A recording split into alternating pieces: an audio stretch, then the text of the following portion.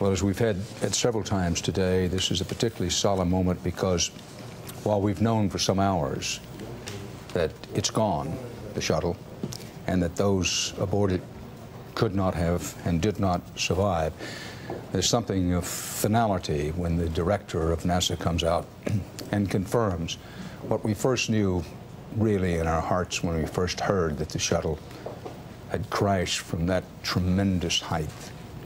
And then what we first knew all over again, if you'll pardon that syntax, when the word of an unidentified U.S. but high government official said, it's gone, the shuttle, and that there were no survivors. This may be as appropriate a moment as any as we think about what we have heard from this NASA news conference, as we've seen the pictures of the space shuttles that came down to Earth, which no doubt will be, they now go into our national archive, if you will, into the museum of our minds,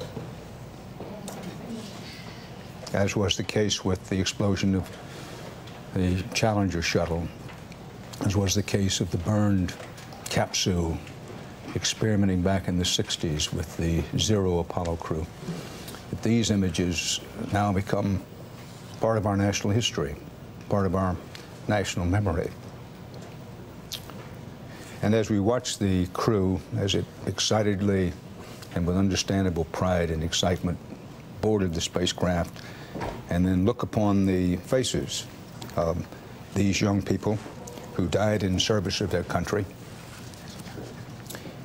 maybe as good a time as any, and I will paraphrase a poem that Theodore O'Hara wrote a long time ago. Pieces of it are inscribed above Arlington National Cemetery in Washington, D.C. The muffled drum's sad roll has beat. The astronaut's last tattoo. No more on life's parade shall meet that brave and fallen few. On fame's eternal camping ground, their silent tents are spread, and glory guards with solemn round this bivouac of the dead. We put on our screen, as we have before, the faces of these not only brave but tremendously accomplished young Americans, plus the one Israeli who was aboard as part of NASA's ongoing program of bringing in the nationals of other countries. Many have been on these previous flights. The flag at the White House at half-staff.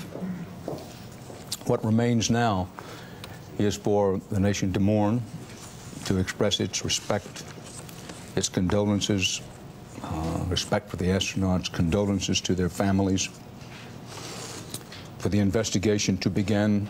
Bill Harbert has reported from Florida. His sources have told him that in the very early stages, they're looking and thinking very carefully about the left wing of the shuttle.